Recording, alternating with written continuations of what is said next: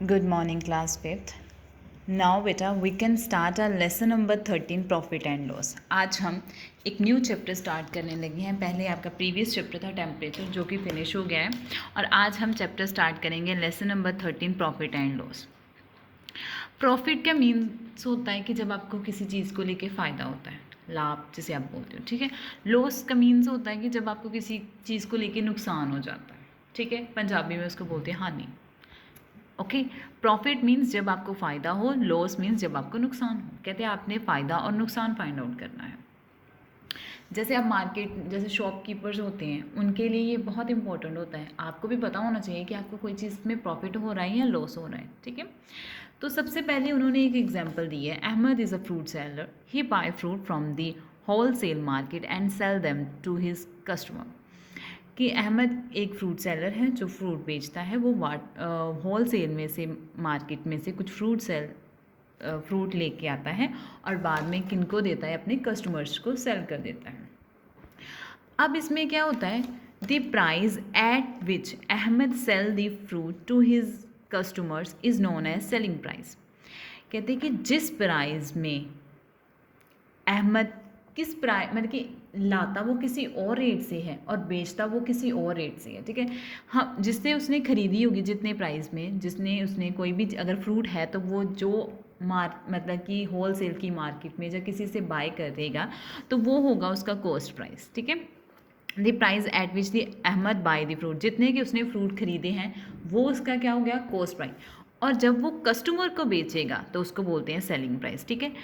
The price, वो price जिसमें अहमद जो है फ्रूट सेल करेगा अपने कस्टमर्स को, तो वो क्या हो गया, selling price. Cost price means होता है, जैसे आप शॉप में जाते हो पेन लेने के लिए. जब आपने पेन लिया तो वो क्या हो गया, आपका कॉस्ट प्राइस हो गया. तो जिसने आपको दिया उसका क्या हो गया, सेलिंग प्राइस हो गया, ठीक है. अगर सपोज करो आप मार्केट जाते हो पेन लेने के लिए, आपने पेन लिया है 5 रुपीज़ का, ठीक है. जो आप पेन लेके आए ना, वो मीन्स एग्जैक्ट आपको कितने का पड़ा है, 5 रुपीज़ का, तो वो हो गया उसका cost price.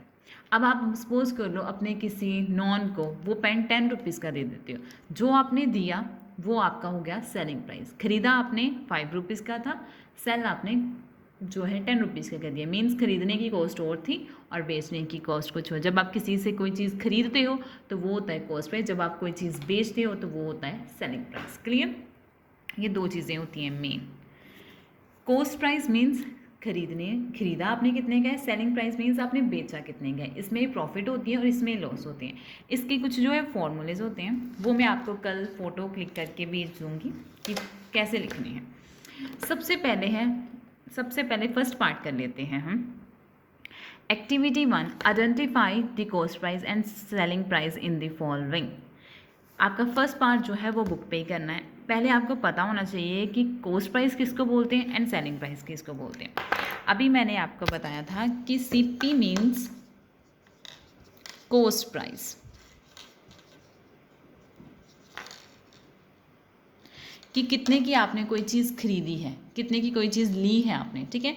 And selling price means होता है कि आपने कितने की कोई चीज़ बेची है, ठीक है. सेलिंग प्राइस मीन्स आपने कितने की कोई चीज़ बेच दी है.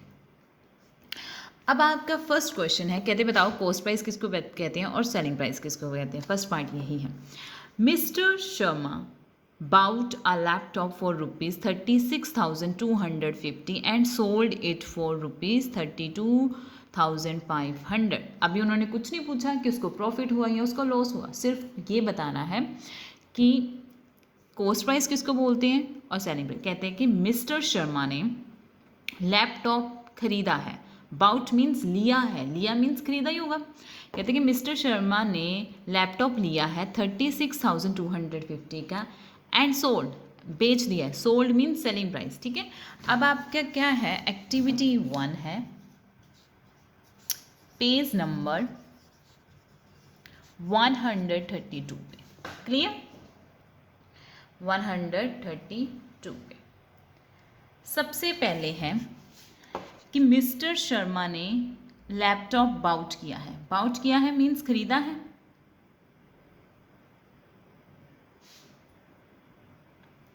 खरीदा है. तो क्वेश्चन नंबर फर्स्ट का ए पार्ट आएगा कि उसने कितने का खरीदा है। बाउट मीन्स खरीदा, कॉस्ट प्राइस कितने की है ₹36,250 एंड सोल्ड मीन्स बेचा कितने का है 32,500। बाउट मीन्स खरीदा कॉस्ट प्राइस, सोल्ड मीन्स बेचा 32,500। क्लियर। अब नेक्स्ट है B part, a shopkeeper bought a shirt for ₹700 and sold it for 670। कहते हैं कि एक शॉपकीपर ने खरीदी है शर्ट, कितने की खरीदी है शर्ट 700 की, मीन्स कॉस्ट प्राइस कितना है उसका 700। कॉस्ट प्राइस मीन्स खरीदी कितने की उसने 700 की, एंड सोल्ड बेच कितने की दी है 670 की, एंड सोल्ड कितने की कर दी है मीन्स सेलिंग प्राइस कितने की है 670 रुपीज़। क्लियर। अब सी पार्ट देखो, Rajni bought a necklace for ₹9,999 and sold it for 9,000। Rajni ने नेकलेस खरीदा है, कितने का खरीदा है मीन्स कॉस्ट प्राइस कितना है 9,999 एंड सेलिंग प्राइस मीन्स बेचा कितने का उसने 9,000 का। क्लियर। बाउट मीन्स खरीदा कॉस्ट प्राइस, सोल्ड मीन्स बेचा selling price. Next last, Pankaj bought a fan.